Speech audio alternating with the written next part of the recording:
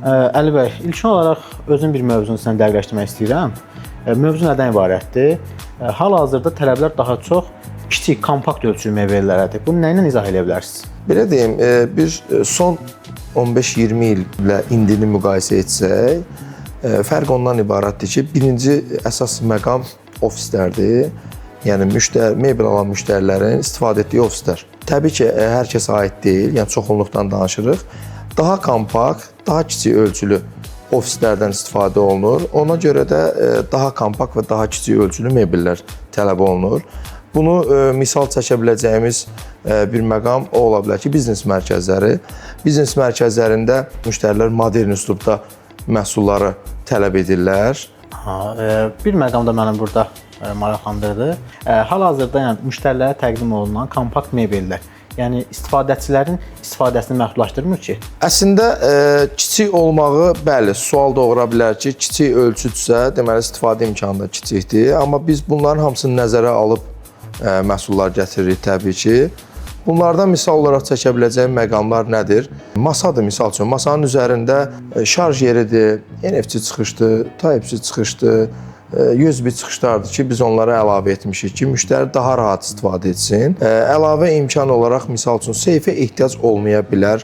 Siyirmələr həm açarlı, həm xüsusi kilidləşmə ilə ayarlanmışdır. Bir məqamda əlavə edə bilərəm ki, misal üçün da kimsə stol üstü, masa üstü kompüterdən istifadə etmir, daha personalni kompüterdən istifadə edir. Onların prosesor bölmələridir ki, mebelin içərisində qoyulan zaman isinmə, qızma kimi hallar baş verir. Biz onu da nəzərə alaraq xüsusi havalama dəlikləri mebellərə əlavə etmişik. Bu kompakt ölçü olsa da, amma böyük mebellərdə olacaq və ya olmayacaq funksiyaları özündə cəmləşdirir. Yəni kiçik ölçü böyük imkanlar qazandırır. Aydındır Əli bəy. Bəs bir məlumat da almaq istərdim sizdən ki, məhsulların keyfiyyəti ilə bağlı hansı məqamları bildirə bilərsiniz? Məhsulların keyfiyyəti ilə bağlı qeyd edə bilərik ki, biz bacardığımız qədər təbii ki, keyfiyyətli məhsul müştərilərə təqdim etməyə çalışırıq.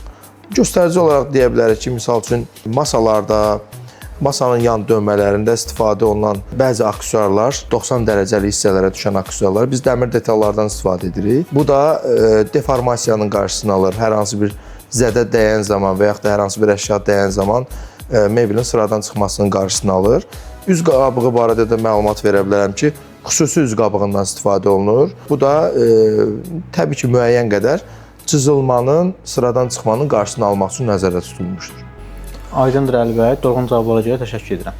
Buyurun, mən təşəkkür edirəm, xoş oldu. Əlavə olaraq da qeyd etmək istərdim ki, hər hansısa bir izləyicilərimizin də sualı olarsa, şərhlərdə qeyd edə bilərlər.